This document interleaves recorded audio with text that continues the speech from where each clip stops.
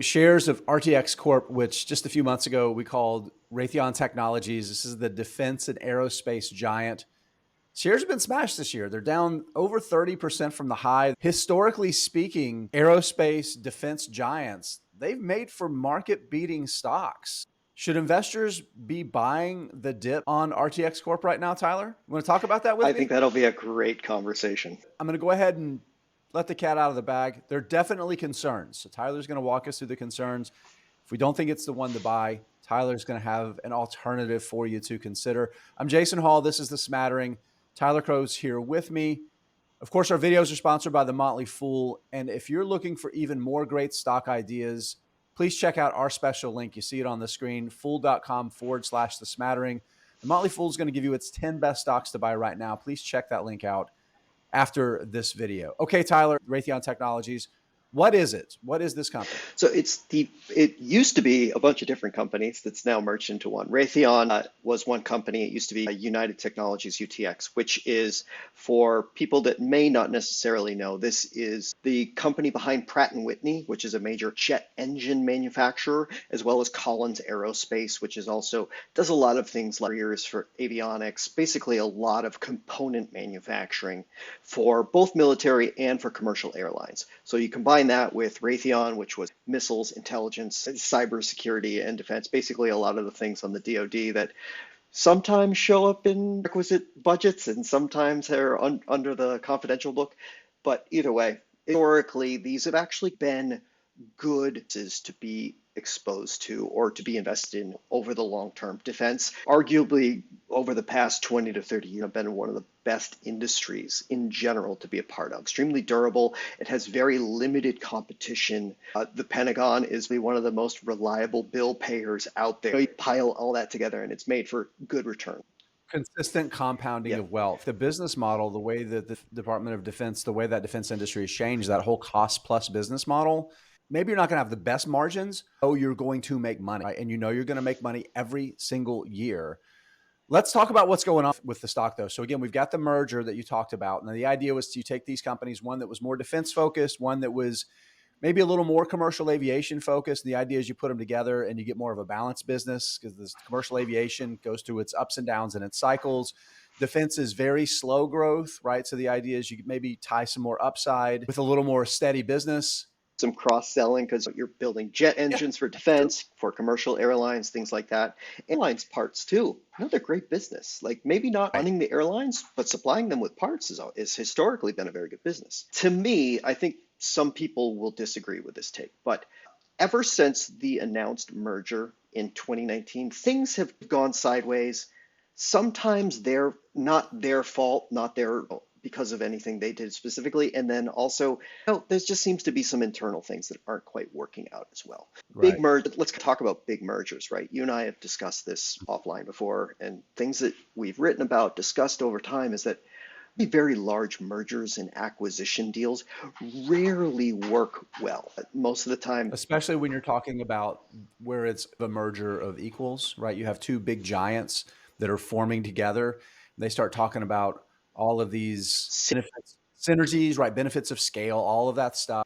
And the reality is that they rarely deliver substantial returns to shareholders. That's history. That's what the data shows us. There's a great study by Harvard Business Review. It's several years old now, but basically it says between 70 and 80% of all mergers and acquisitions fail to create value in the long run. Yeah. The exceptions tend to be like tiny bolt-on acquisitions of we're a giant company, we're going to buy small companies and just build them up into one thing.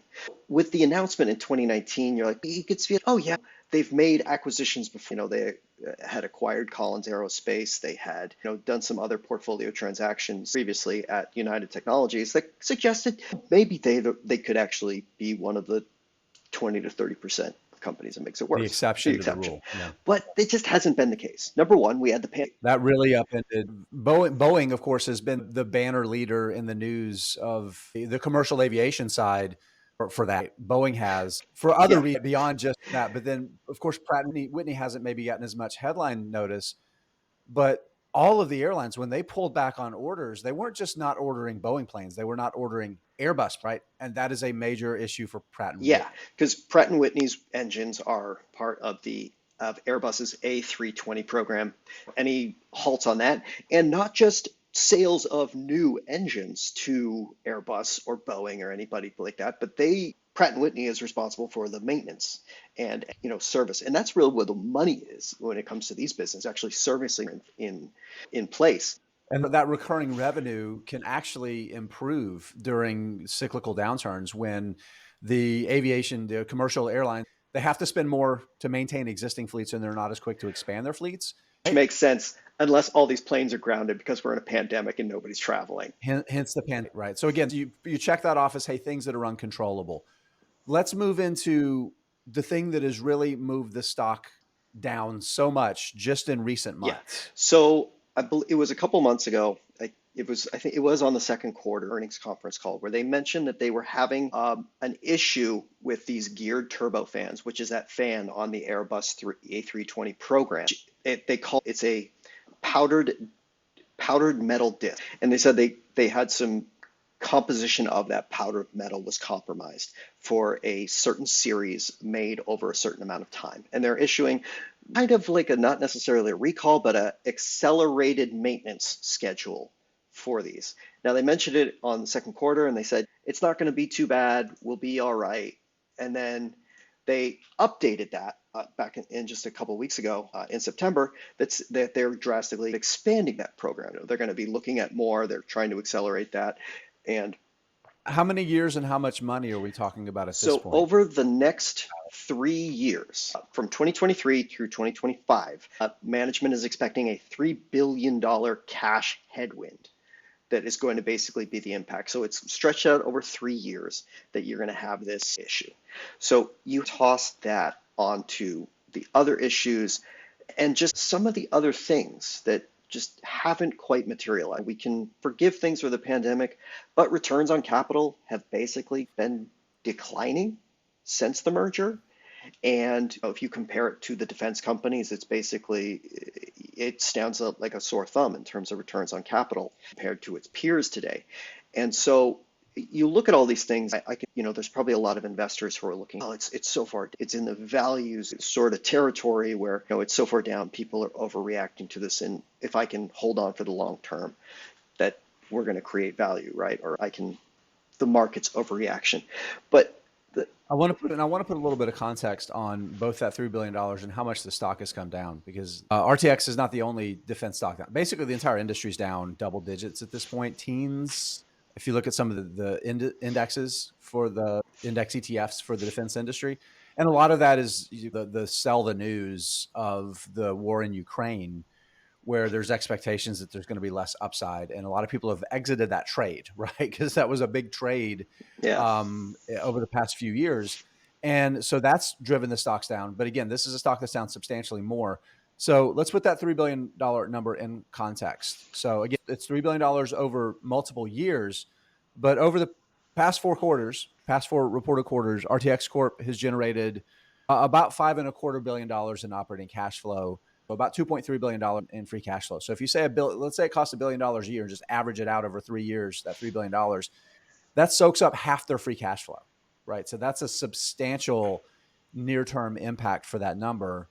And again, this is for a business that's still not really lean and mean and operating up to the level that maybe people should be expecting that yeah. it I would. mean, just going back to the original announcement, the company was saying that again, this was when they made the original announcement, they said that their free cash flow would be north of $8 billion.